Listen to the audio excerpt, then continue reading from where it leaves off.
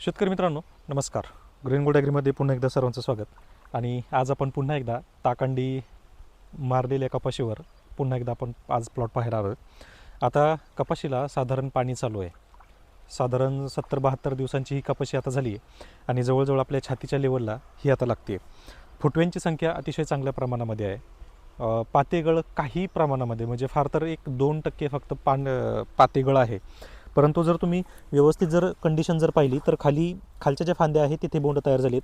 वरच्या चौथे 5वे ज्या फांद्या आहेत तर तिथेसुद्धा इथं तुम्हाला चांगले टपोरे बोंड पाहायला मिळतील. त्यानंतर पातेसुद्धा वरती खूप जास्त प्रमाणामध्ये लागत आहेत आणि जवळजवळ आता 18-19 फांद्या याच्या तयार आहेत, गळफांद्या आणि फळफांद्या धरून. म्हणजे ह्या कंडिशनला कापूस अजूनही स्ट्रॉंग आहे. आत्ता तुम्ही जर इथं पाहिलं तर कपाशीला पाणी चालू आहे. कपाशीला पाणी का चालू आहे तर आता साधारण 60 दिवसांच्या पुढे ही कपाशी निघाली आहे. पावसाचा काही पत्त्या नाही आहे. फक्त असा जो पाऊस आत्ता डोक्यावर दिसत असेल तुम्हाला असा पाऊस पडतो आहे, हा जूनपासून असाच पाऊस आहे. म्हणजे पाऊस नाही म्हटलं तरी चालेल, कोणत्याही प्रकारचं पाणी वाढलेलं नाही, चांगला पाऊस देखील झालेला नाही. परिणामी आता कपाशीला पाणी द्यावं लागतं आहे. बरेच शेतकरी म्हणतात की आमची कपाशी वाढत का नाही. पहिली गोष्ट, त्याला व्यवस्थित खत व्यवस्थापन होत नाही किंवा त्याला व्यवस्थित स्प्रे दिले जात नाहीत. आणि दुसरी गोष्ट, जमिनीमध्ये पाण्याचा अभाव. ह्यामुळे हे जे पीक आहे हे निसर्गावर जास्त अवलंबून आहे. परंतु निसर्गामधले जर काही घटक जर कमी पडले तर याच्या वाढीवर परिणाम होतो. त्याच्यासाठी आपण याला वेळोवेळी ताकांडीच्या फवारणी दिल्या. ताकांडीतून मिळणारं प्रोटीन्स, ॲमिनो ॲसिड्स आणि बाकीचे इतर न्यूट्रिशन ह्यामुळे झाडाची वाढ अतिशय चांगल्या प्रमाणामध्ये होते. त्याच्या वासामुळे कोणत्याही प्रकारची कीड इथे तुम्हाला दिसत नाही. तुम्ही आत्ता जरी पाहिलं तर अतिशय सॉफ्ट पाणी या कपाशीचे आहेत.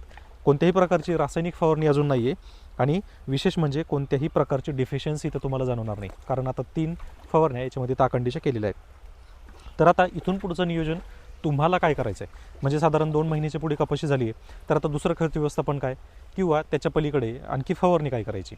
तर तुम्हाला जर फवारणी करायची असेल तर शक्यतो लक्षात ठेवा, पातेगळ होण्या अगोदरच तुम्हाला NAA अल्फा नॅफ्थेल ॲसिटिक ॲसिड, ज्याला आपण प्लॅनोफिक्स म्हणतो, तर प्रति एकरसाठी 100 मिली एवढा आपल्याला वापर करायचा आहे.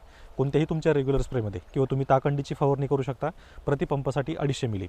आणि खत व्यवस्थापनाचा जर विचार केला तर दुसऱ्या खत व्यवस्थापनामध्ये तुम्ही एकतर DAP प्लस पोटॅश वापरा MOP किंवा 9-24-24 किंवा 8-21-21 ह्या प्रति एकर 2 बॅग आणि 10 किलो बेन्सल्फ एवढं जरी तुम्ही वापरलं तरी सफिशियंट आहे. खूप जास्त खत व्यवस्थापन करण्याची गरज इथे पडत नाही. पण ताकांडीची फवारणी आणि शक्य असेल तर ताकांडीचं पाण्यातून वापर हा नक्की करा, जेणेकरून न्यूट्रिशनमध्ये वाढ होते, जमिनीची प्रत सुधारते. आणि विशेष म्हणजे तुम्ही जर पाहिलं तर आता प्रत्येक फांदीला पात्यांची संख्या भरपूर आहे.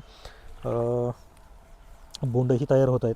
अक्षरशः काही फळफांद्या ज्या आहेत, गळफांद्या ज्या आहेत तर त्या खाली मातीमध्ये बुजलेल्या आहेत. परंतु तुम्ही जर इथं पाहिलं तर आता एक चांगल्या प्रकारे बोंड जे आहेत हे तयार होत आहेत.